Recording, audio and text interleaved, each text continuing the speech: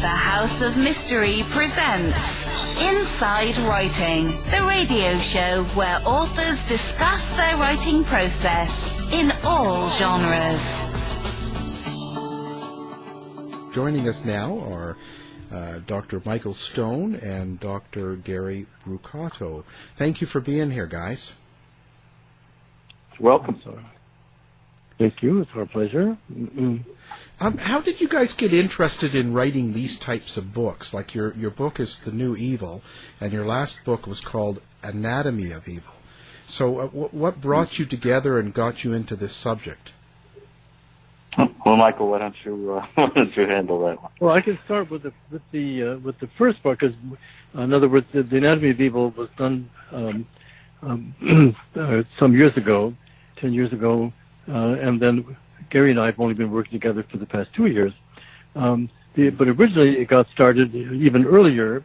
The inspiration, if you want to call it that, back in '87 when I went out to California to help as an expert witness on behalf of Joe McGinnis, the author who had written a book, Fatal Vision, about the Green Beret officer Jeffrey McDonald, who had come back to the States and was living with his wife and children in North Carolina. He ended up killing his wife and his two daughters when she had spotted. She came back unexpectedly early, let's say from a psychology class out there one evening, and she saw him doing something inappropriately sexual with the older daughter.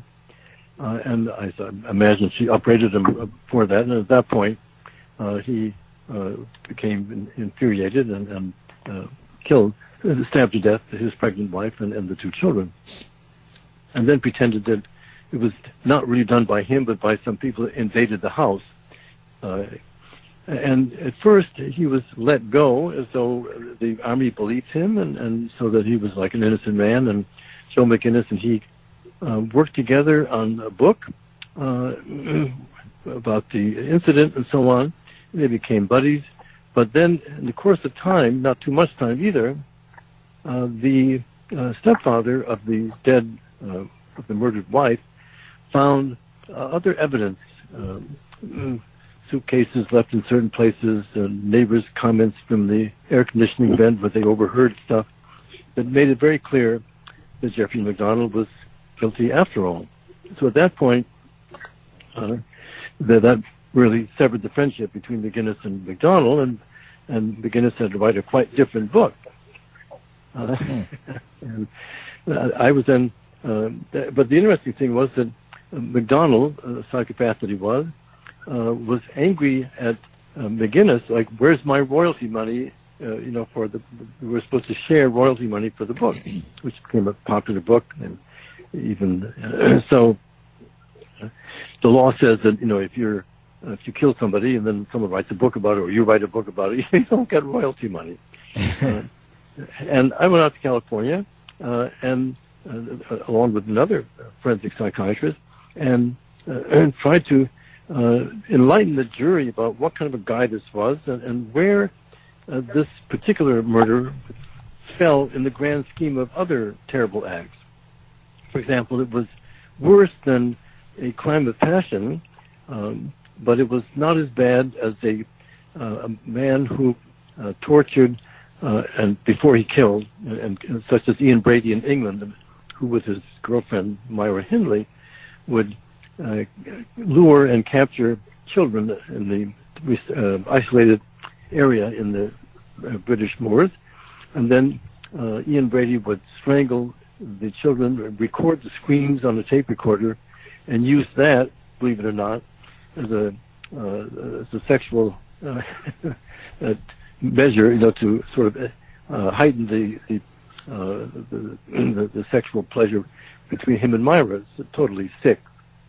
So that was the worst thing I knew at the time. But it was the beginning of the creating of the scale, and I figured that Jeffrey McDonald was in the middle somewhere, because it was a lot worse than a crime of passion, where you, let's say, catch your wife or lover or whatever, being unfaithful, sleeping with somebody else, and then you kill those people or one of them.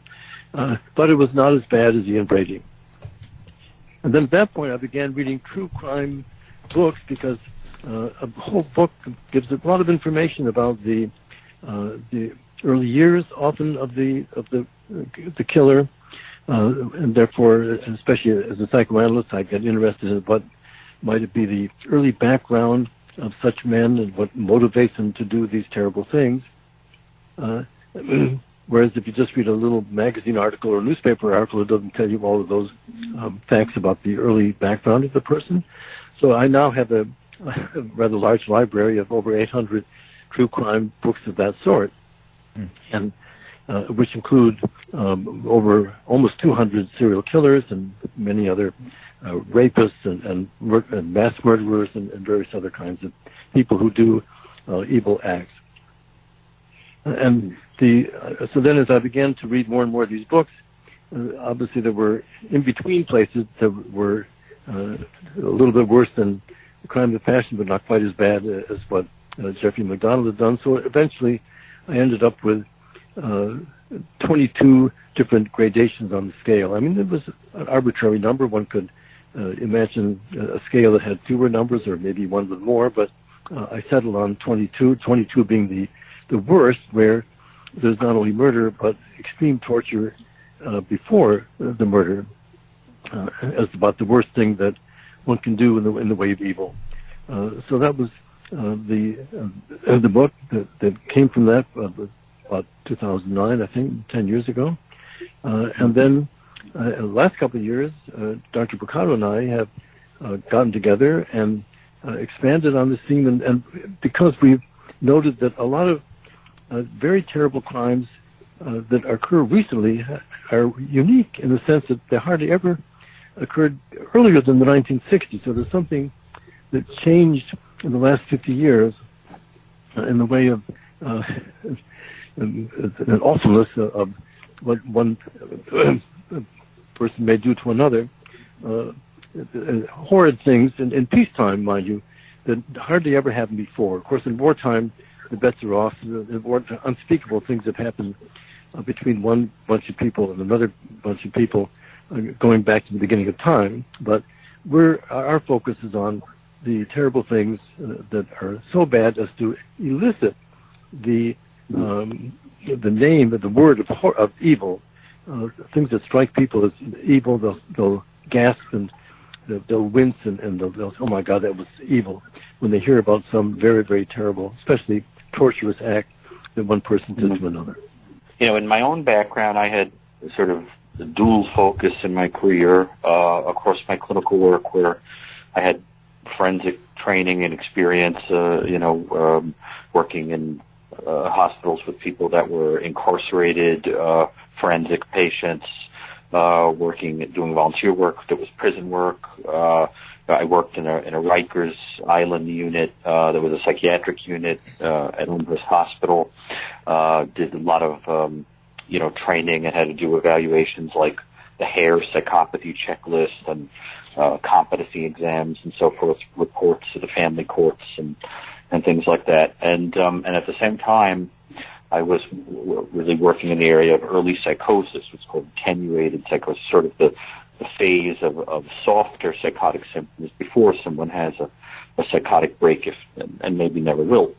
It's the latter work, and increasingly the former work now, that I do at Columbia Medical Center at a place called COPE, Center of Prevention and Evaluation, which is for young people that are at risk of psychosis and potentially violence. And what happened is that along the way, I became very interested in what it is that wasn't mental illness, what wasn't psychosis or severe depression or mania, so forth, driving crime. And of course, the more you look into this stuff, the more you realize that it's a lot more complicated. There are people with particular personality configuration, particularly psychopathy, sadism, and so forth, that could really drive serious crime. So I got it in my mind that I wanted to write a book to help people make these distinctions, and I was interested myself. And I wound up acquiring several large caches of artwork and letters by infamous, serial killers and so forth from a few different parties, and in analyzing them, just found myself sort of mesmerized in how informative they were and revealing they were. And I brought them to a colleague, I spoke about them to a colleague here, a psychoanalyst named Clarice Kessenbaum, who then said, "Oh, you've got to get together with Michael Stone." And this, of course, a name very familiar to me because Michael's work had been, very important to me in my private studies and in my clinical work. It's easy to underestimate Michael's influence on the world of personality disorders and in the history of personality disorders and how they're treated and understood. And certainly knew his scale quite well from the TV show Most Evil that he had on Investigation Discovery, from his book Anatomy of Evil. And of course, you can imagine the honor that I would be the person to write the follow-up to Anatomy of Evil with him. And over the past, couple of years, we have really gotten into this stuff and I think really added a little bit to the scale to flesh it out so that now it can accommodate crimes that people were a little confused about where they went in the scale. And I think what you're left with is a scale that really is not particularly arbitrary, but in fact establishes categories that I think very cleverly manage to, on the one hand, demonstrate the full spectrum of pathological behavior, in terms of personality organization, from narcissism through psychopathy all the way to sadism, but at the same time allows for research and study. And there are several groups that have already told me that, they're doing research where they're trying to see if these categories, hold weight or have predictive value, or help people, better understand the motivations of certain killers or rapists or so forth. So, we're very proud of the work, and it culminated in this book, the New Evil. Dr. Brucato, this is Mike Hawley. I research the Whitechapel murders of Jack the Ripper, but the question I have is, I can see this scale being they're wanting to be used in court. Do you see that happening? Finding out how evil this person is. So what do they get? What kind of crime should we? What should we give them? Well, okay. So first of all, I think there's a couple of ground rules to sort of lay out. Well, first and foremost, I think it's very critical for the listeners to understand. I think Michael would really echo this: is that when we use the word evil, we are not talking about it in a kind of metaphysical or a supernatural sort of way. What we're referring to is evil as a psychological, emotional reaction that people have to a crime, regardless of where they're living on Earth or when they're living. They will have an emotional reaction, which is sort of horror, shock, bewilderment to a extreme premeditated act. Where we all sort of understand that reaction, and it sends us groping for words, like evil, and that's sort of what we're interested in is, that psychological reaction. Wouldn't you say, Michael? It's really a reaction word more than we're talking about something, supernatural. And once you understand that, then the idea of the scale is that it's really about acts that evoke that reaction more than others. That's really the idea. So when we say it could be used in court, where I think it's useful, is the way Michael was talking about it, where he originally envisioned it, that its purpose is to help people understand that not all acts, even if they fall into the same heading, like murder, are equally terrible, because some of them, for some reason, are more shocking to us than others. Why is that? Because there's something else going on, like the added touch of sadistic cruelty or premeditation and so forth. So a simple example of this, I'll just give you two very quick examples of cases that both involve the same motivation. So these are cases that were widely reported in the media, and you'll see the trouble if you don't think about it the way we do, the way the law doesn't know how to make a distinction. So, for example, there was a man in Maine, his name was Samuel Collins, and supposedly very nice man, so forth, his family, father, and he was married to a woman that he was very crazy about, absolutely adored her. They had a healthy marriage as far as he knew. Everything was. So one day he decided to surprise her at the supermarket where she worked, And when he walked in, he found her kissing a coworker. Became extremely enraged, filled with jealousy, and when she returned home, he abruptly stabbed her to death, tried to kill himself, by knife. He survived. As I understand it, had subsequent remorse, so forth. It was totally out of character for him. It was essentially a crime of passion, of jealousy. Okay. Then you compare that with the infamous case that's called the parachute murder case, which was in Belgium, as I recall. It's a woman named Els Klootermans, and she and another woman developed a kind of a love triangle where they had an agreement, basically, where they were courting the same man, having relations with the same man, sort of on a schedule. I'll see him on Monday, you see him on Tuesday, such and such. What happened is, on one particular night, they were all under the same roof. They were preparing that, in about a week or so, they were going to go on a skydiving trip together. They were all skydivers. That's how they met, I believe. And while Els Klooterman was in the living room, I think the other woman and this guy were in the other room, and I think she overheard them making love or something like that. She became filled with jealousy and reportedly severed the release cord on the parachute that the other woman would be using. And a week later, when they went skydiving, she stuck her head out and sort of calmly watched as the other woman jumped out, couldn't release her parachute, and tumbled 2 miles to her death. And so you see that in both cases, we're talking about jealousy as the motivation, but what the law is sort of not really grasping when they think about the idea of crime of jealousy is that these are two very different types of people, where in one case you had premeditation and cruelty, where you thought about it for a week and then did the act and did something that was so extreme and over the top it wasn't necessary. Right? One could shoot someone quickly and painlessly as opposed to enjoying watching them fumble to their death for 2 miles. So I think where it comes in handy, I think that was precisely Michael's original intention, was to find a way to make people understand the depth of depravity that could be really behind a certain criminal act. Isn't that correct, Michael? Yes, there's another element to this also, and that is that the people at the far end of the scale embody generally the concept of psychopathy as delineated by Robert Hare in Vancouver.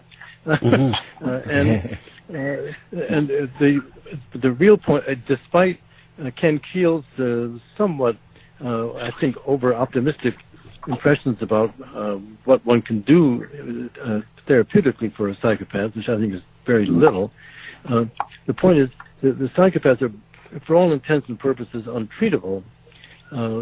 And therefore, if there would be a utility in the prison in the court situation, right?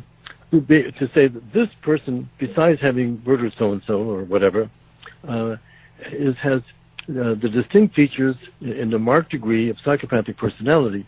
Therefore, the idea of giving him 10 years with free off for good behavior is not a wise move. Because he is highly likely to reoffend if he ever were released, and do similar vicious things to other people. And I know the lawyer, of course, the defense attorneys are very much against that idea because they're busy trying to get the person either off altogether or with the least possible punishment. And the prosecution, of course, is on the side of I think the average guy. An average woman who wants the really terrible and least trustworthy people to have the most extended jail sentences or whatever, so that they do not reoffend and commit other heinous crimes. So that, but judges are a little bit uncomfortable, I think, honoring that psychopaths should be dealt with in a harsher way and a more serious way than people who do not embody the psychopathic traits. But it's a big issue for law, but I of course, and I think Dr. Brucato and I are on the side of wanting the concept to be more widely used so that the most dangerous people get the longest sentences. Right. I could see it being put into practice here in Canada, especially in our regard to our dangerous offender designation. typically, if an offender is determined to be a dangerous offender, they are in jail for an indeterminate amount of time. It's likely that they won't ever get out. People like Clifford Olson and Paul Bernard, Like Chris Olson, yeah, sure. Yeah. So, I mean, Olson... Or Terry Driver, I believe, yeah. Yeah, Terry Driver, my co-host on Dark Poutine, actually grew up with his brother and watched movies with Terry Driver as a kid, and interestingly got some really good insight into that family. And there was apparently a room full of Nazi paraphernalia in that house. Interesting. It's interesting because you're sort of subtly raising a point there which is, where are these kind of people bred? I mean, is it about hereditary factors, or are there these kind of environmental factors that can influence this kind of behavior? What kind of combination do you need? And we're always fascinated, because Michael and I have found cases where people have what seems to be a purely hereditary sort of psychopathy, what you call primary psychopathy. But then, there is a conspicuous amount of negative, adverse childhood experiences in a lot of these people. This is what we call secondary psychopathy.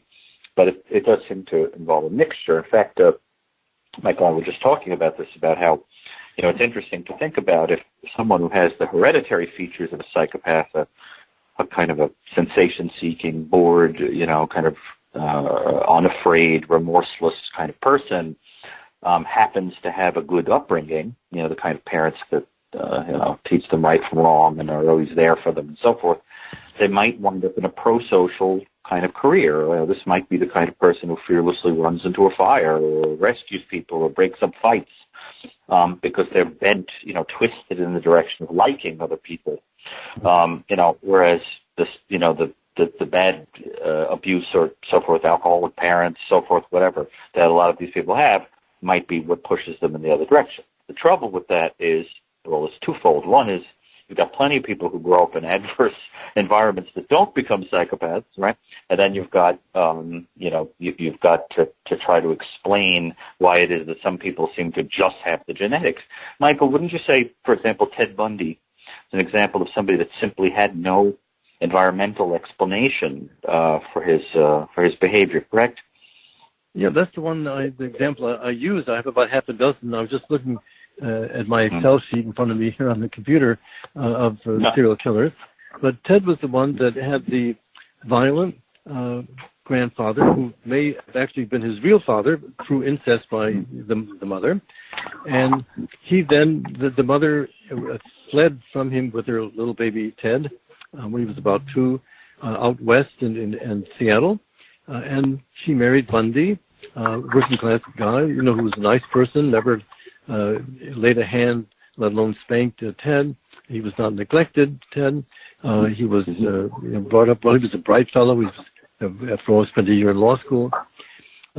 However, he appeared to have the genetic predisposition to that kind of very low empathy, low capacity for compassion, and that is characterized as the psychopath. So he already killed somebody when he was a teenager. And then when he became enamored of a particular woman from a higher social class than his, she eventually rejected him. Perhaps she sniffed other things about him that were unsavory, besides simply the fact that he wasn't, from as moneyed a background as hers. And at that point, he began killing women that were lookalikes of the rejecting fiancé. And he killed probably 2.5 or more women who looked very much like that woman that had dared to refuse his advances. Do you folks feel like complicated family relationships like that, like adoption and those kind of things, often play a role in this sort of development, especially in regard to becoming misogynistic or like really hating women? Well, let's put it this way: the among serial killers, just to focus on that one group, the number who come from who are adoptees basically is around 14 to 16%. That is 6 or 7 times or more greater than the number of people in the United States who are adoptees, which is about 2%. So Right. there's two factors there. One, that sometimes there's an awful clash between the adopting parents and the child, or especially if the parents also have natural children and maybe they have a somewhat depreciatory attitude towards the adopted child. So in other words, there could be environmental factors that are disadvantageous to the development of the adopted kid that make him angry and feel hurt and unloved, etc. But the other factor, the genetic factor, is that especially in the last 2 generations, when we have the pill and abortion and so on, there are fewer kids, from good families, as it were, who where there's a pregnancy. It can be like a high school girl from a good family that gets in the family way and she might have an abortion. Or she's used the pill from an early age and she never gets pregnant in the first place. So therefore, the adoption pool is already different from what it was when I was growing up many years ago.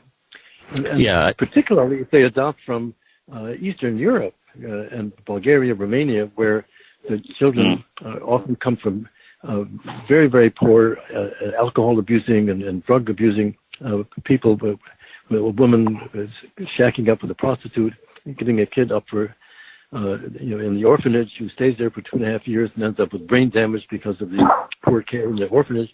Those persons are more apt to develop brain damage and psychopathic and other serious personality disturbances that make them more prone to commit crime. Yeah. The reason I ask was just because I'm an adopted person myself, and so I have been through some psychological issues when I was younger around that kind of thing. So I've always kind of been watching myself for, am I one of those people? And as far as I can gather, because I haven't killed anybody, I don't think I am. Well, I have a question about that also is both either if it's environmental or if it was genetic, the cognitive neuroscientists talk about that cognitive pathway for the amygdala, prefrontal cortex, and that insula where that the lack of remorse comes from. And then that pathway, you can see it getting affected both environmentally or maybe that particular family, the genetics, the insula pathway just isn't there as much. Yes, the Nobel Prize winning person at Columbia, Eric Kandel, just came out with a book a week or so ago that I've just been almost finished reading, where he talks about the disordered mind. I think that's the title of the book, actually. And he has a chapter on psychopathy and other serious personality disturbances, and he shows the brain pathways, the amygdala, the hippocampus, the nucleus accumbens, and then the frontal lobes, all of the areas that are different in the insula, as you mentioned, where if you're lacking too many neurons in that area, you have a hard time developing empathy for others and so on, that predispose to the development of the psychopathic personality, and that, of course, is a forerunner of many awful, behaviors. Because at the best, you might have a psychopath who's just a wheeler dealer on Wall Street, who cheats and gets rich, by cheating others, but doesn't ever hurt anyone physically, all the way to the kinds of psychopaths that Dr. Brucato and I are interested in, who commit not only murders, but oftentimes ones of unspeakable awfulness and torture, where the word evil leaps out of the mouth of anyone who hears about it. Likening, would certainly be good examples of 22, and so would, of course, David Parker Ray, who Michael and I have really placed at the very pinnacle of the scale. He's so awful that he almost sort of tops the other category 22s, Michael, wouldn't you say? Yes, I've often thought that maybe we need a 23 for him. Because of the torture, you can't even talk about it, in public or on television, because you can't show the pictures that I have the police officers in New Mexico gave me when I interviewed his accomplice Cindy Hendy for the Discovery Channel program, because they're just too disturbing, and not something to be shown in the newspaper or in the public. I'm not sure if the listenership would, how familiar they would be with the case of David Parker, but perhaps we could briefly describe it. Would that be helpful? I would like that. Yeah, please do.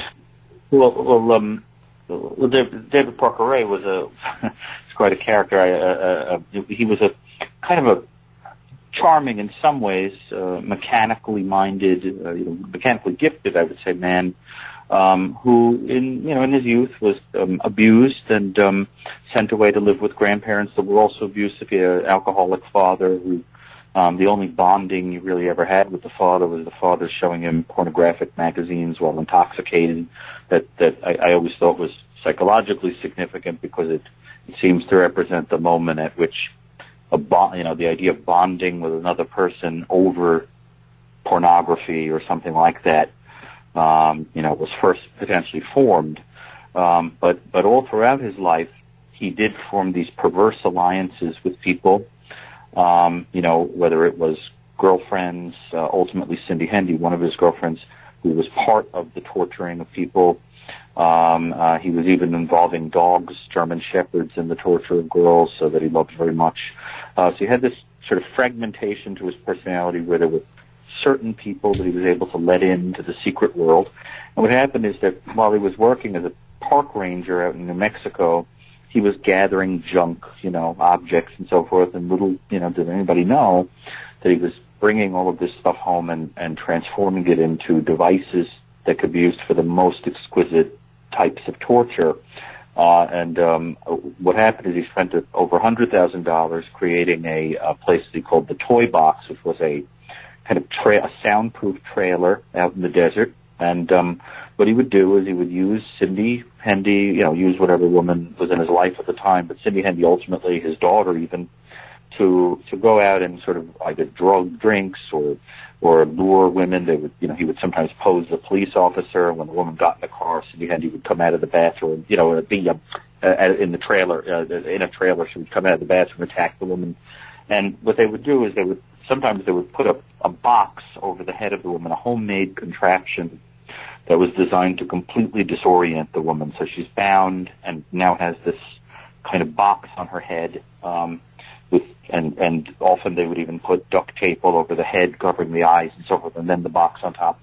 And what would happen is that the poor woman, the poor victim, would wake up, often hoisted by chains, in the trailer, in the toy box, and Ray would just sort of hit play on a tape recorder where he had a pre-recorded message that worked out to anywhere from 10 to 17 pages if you type it out, depending on where you type it out, where in this terrible kind of monotonous voice, sounds like a form letter, he just breaks down every methodical kind of horrendous sexual, psychological torture, physical torture that these women were going to be subjected to, and they would be. And after several days, he would then essentially drug them or engage in what he thought was sort of brainwashing, and then just sort of dump the person on the street or probably kill them. He said in his journals that he killed, sound like up to 70 women, if I remember, across his life, but he was ultimately never convicted of murder because he died during the process or got away with everything. But he did write extensive journals describing murder and the ranking of women he had sexually assaulted, all the way back to age 13. If I remember, Michael's first victim was when he was 13. He tied a woman to a tree and tortured her to death. But he was, it was just the tortures that he subjected the women to were so incredibly protracted. We're talking, I can't even describe them in public. It's beyond anything that I think your imagination as a healthy person could cook up. And one of the victims, actually, I recall from your book, you mentioned that she even doubted that had happened to her, that she had been brainwashed and drugged so well that she was not even sure that it wasn't a nightmare. That's right. It was coming back to her only in dreams. And then ultimately, when the police were looking for people to come forward, it all came back to her very quickly. But Ray was very adept at things like that. He had a large library of books on medical care and female anatomy and things like Satanism, all kinds of things like that.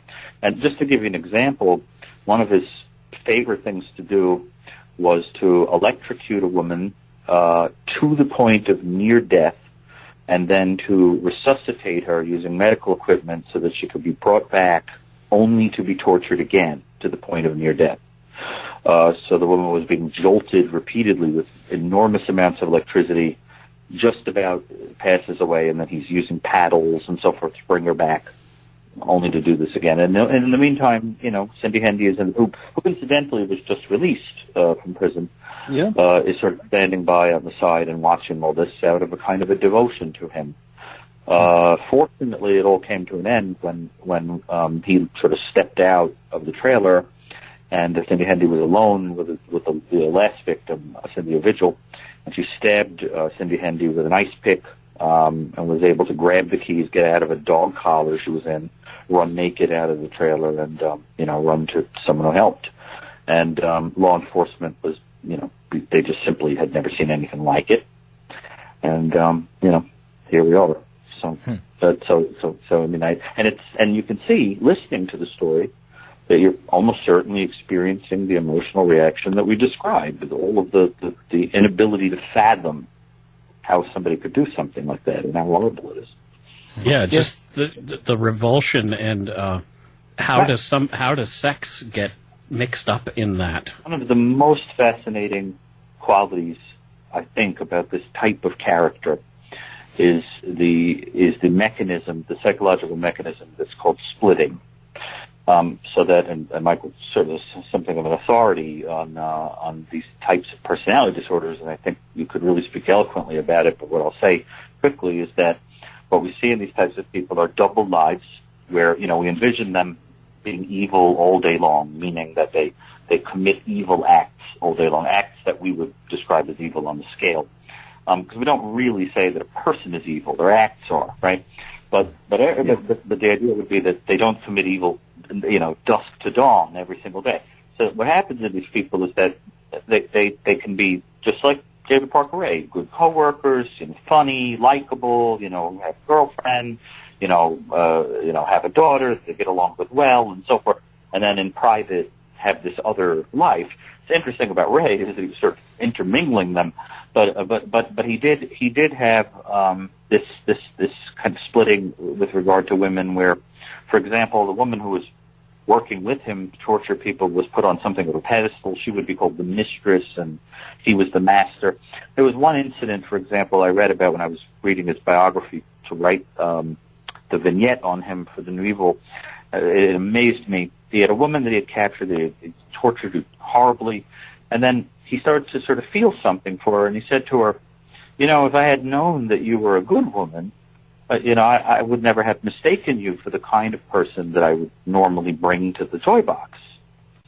And, and it's, you can imagine how this woman was feeling when he said that to her.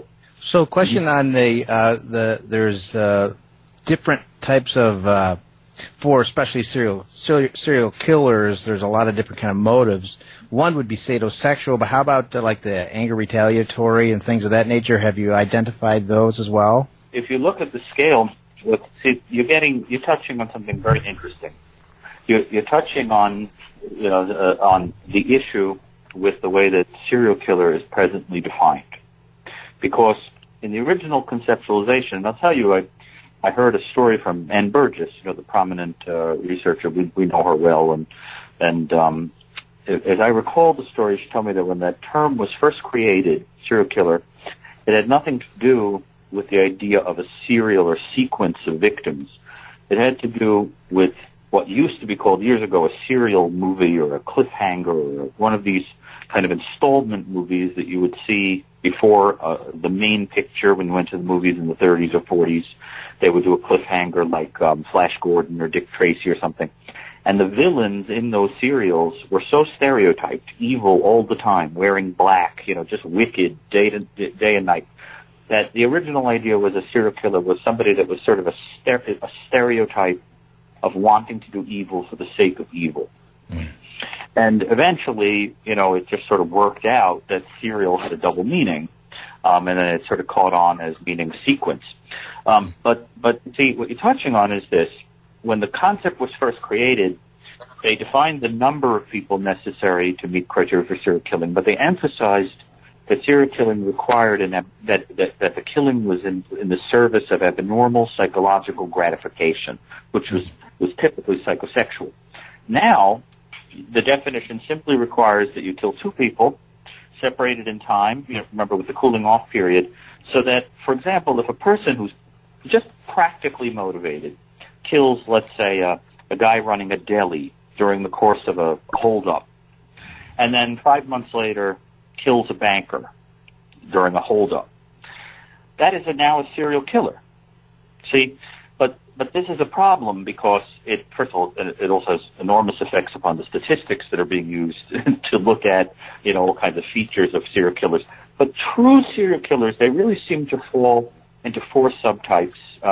Correct me, Michael, if you don't agree on this, but it seems that the four categories are, first of all, the largest category by far would be men, and there's always men, essentially, who commit serial sexual homicide, right? So you've got this, kind of preoccupation with dominating women and sort of, reducing them to just pure objects, and there's rape and murder repeatedly, right? Sometimes torture. Mm-hmm. Then you have these people who kill people in the same way, one after the other. So, but it's really just about kind of overarching hatred, just a kind of a misanthropic kind of a thing, right? Sort of like Zodiac killer, right? Hatcher in Missouri that just killed one person after another because he just had general misanthropy. Yeah. Right. Or Willie Pickett, who wasn't actually raping the prostitutes that came to the farm, he was just killing them, and wanted to kill one for, a certain amount, was irritated he was one short. Then you've got, mothers who kill one child after the other. These are generally these Munchausen's by proxy kind of situations. And then you've got these angels of death, you have Donald Harvey types, who are these people who experience godlike feelings when they kill their patients or their charges or so forth. Those are the real four categories you generally see. And what happens is that on the scale, it seems like it's arbitrary and it's just based on how terrible they are and so forth. But if you look at the scale carefully, it's really very clear. For example, category 17, there has to be 2 murders, right? So the person meets current criteria for serial killing, 2 murders separated in time, but there's a sexual element to it, and there's no torture. Clear.